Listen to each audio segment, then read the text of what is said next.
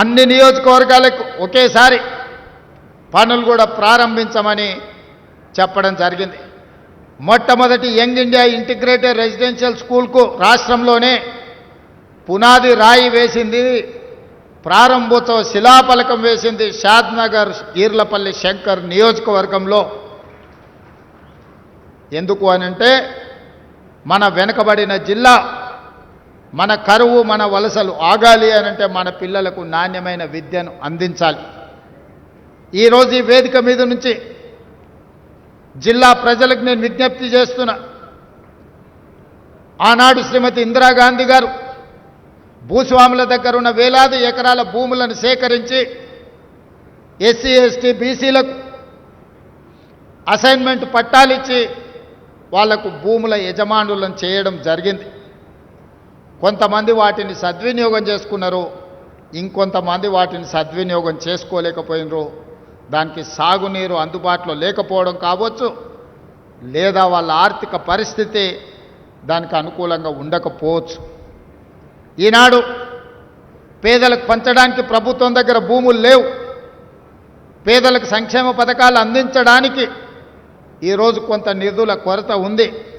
అయినా సంక్షేమ పథకాలు అమలు చేస్తూనే నేను ఒక సూచన చెయ్యదలుచుకున్నా. మన తలరాతలు మారాలి.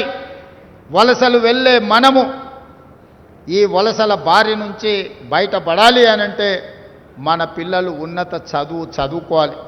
మన తలరాతలను మార్చేది ఒకే ఒక్కటి విద్య. విద్య చదువుకుంటేనే మన తలరాత మారుతుంది. ఈ పాలమూరు జిల్లా నుంచి అత్యధికంగా డాక్టర్లు, ఇంజనీర్లు, లాయర్లే కాదు ఐఏఎస్లు, ఐపీఎస్లు అయి ఈ రాష్ట్రానికే కాదు దేశానికి మన జిల్లా ఎదగాలి. ఎదగాలి అనంటే మనం చదవాలి అనంటే మీకు వసతులు కల్పించాలి. ఆ వసతులు కల్పించే బాధ్యత పాలమూరు బిడ్డగా నేను తీసుకుంటా. ఎక్కడ ఏమి కావాలన్న విద్యకు నిధులు అందించడంలో మనకు దరిద్రం లేదు. ఈ ప్రాంత సాగునీటి ప్రాజెక్టులు దశాబ్దాలుగా నిర్లక్ష్యానికి లోనైనాయి. అందుకే ఈ మధ్య కాలంలో పాలమూరు జిల్లాలో ప్రాజెక్టులకు గ్రీన్ ఛానల్ ద్వారా నిధుల విడుదల చేయడం జరిగింది. ఉద్దండాపురే కాదు, మక్తల్, నారాయణపేట, కొడంగల్ లాంటి ప్రాజెక్టు కర్ణాటక సరిహద్దుల్లో అత్యంత వెనుకబడిన ప్రాంతం మక్తల్, నారాయణపేట, కొడంగల్. నీళ్ళు అంటే ఎట్లుంటాయో కూడా మాకు తెలియదు. అందుకే ఆనాడు 2014లో మేము జీవో 69 ద్వారా ప్రాజెక్టు మంజూరు ఉమ్మడి రాష్ట్రంలో తెచ్చుకుంటే ఈ ప్రాంతానికి పార్లమెంట్ సభ్యుడిగా పనిచేసిన చంద్రశేఖరరావు గారు 10 సంవత్సరాలు ముఖ్యమంత్రిగా మా ప్రాజెక్టును తొక్కిపెట్టిండు, మా ప్రాంతానికి అన్యాయం చేసిండు.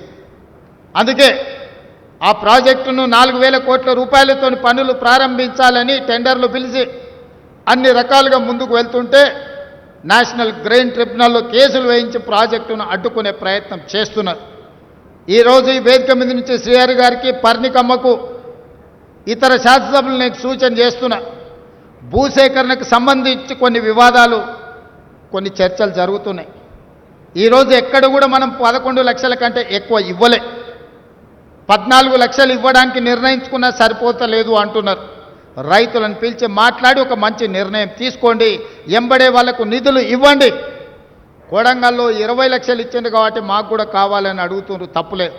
కానీ కొడంగల్లో కోస్గి పట్టణానికి ఆనుకొని ఉన్న ఖరీదైన భూములవి, వ్యవసాయం కాదు, బాగా రియల్ ఎస్టేట్ వాల్యూ ఉండడం వల్ల అక్కడి వాళ్లకు మనం కొంత ఎక్కువ ఇచ్చినాం. ఈరోజు భూములు పోతున్న పేదలు ఉంటే వాళ్ళకి ఇందిరమ్మ ఇండ్లు మంజూరు చేయండి అదనంగా. దాంతో ప్రతి ఇంటికి 5 లక్షల రూపాయలు వాళ్ళు ఇల్లు కట్టుకోవడానికి ఉంటుంది. ఈరోజు మంత్రి గారు ఒక వారం 10 రోజులు సమయం కేటాయించి నష్టపోయే ప్రతి రైతును, భూమి కోల్పోయే ప్రతి రైతును పిలిచి మాట్లాడండి, వాళ్ళకి న్యాయం చేద్దాం. వాళ్ళని కలెక్టర్ గారితో అండర్టేకింగ్ ఇప్పించండి, మంచి నష్టపరిహారం ఇద్దాం. ఈరోజు మీ సోదరుడు తెలంగాణ రాష్ట్ర ముఖ్యమంత్రిగా ఉన్నాడు. మీకు నష్టం జరిగితే మాకు నష్టం జరిగినట్టే, పాలమూరు రైతాంగానికి నష్టం జరిగితే నాకు, శ్రీహరికి, పర్ణికమ్మకు అందరికీ నష్టం జరిగినట్టే. మీ నష్టాన్ని ఎట్టి పరిస్థితుల్లో మేము నష్టం జరగనివ్వం. మీకు న్యాయం చేసే బాధ్యత నాది. ఇప్పుడు కట్టుకోకపోతే, ఈ ప్రాజెక్టులను ఇప్పుడు నిర్మించుకోకపోతే, వికారాబాద్ కృష్ణా రైల్వే లైన్ ఇప్పుడు పూర్తి చేసుకోకపోతే, పాలమూరు రంగారెడ్డి ఎత్తిపోతల పథకాన్ని ఇప్పుడు పూర్తి చేసుకోకపోతే, కల్వకుర్తి లిఫ్ట్ ఇరిగేషన్ కానీ, వాయిదాలు పడ్డ సంగమండ బండను పగలగొట్టి ఆ గ్రామీణ ప్రాంతాలకు నీళ్ళు ఇవ్వకపోతే, వాయిదాలు పడుతూ వస్తున్న భీమా నెట్టంపాడు కోయిల్ సాగర్లో మిగులు పనులు మనం పూర్తి చేసుకోకపోతే ఇంకా ఎప్పటికీ ఎవరు చేసేవాళ్ళు రారు.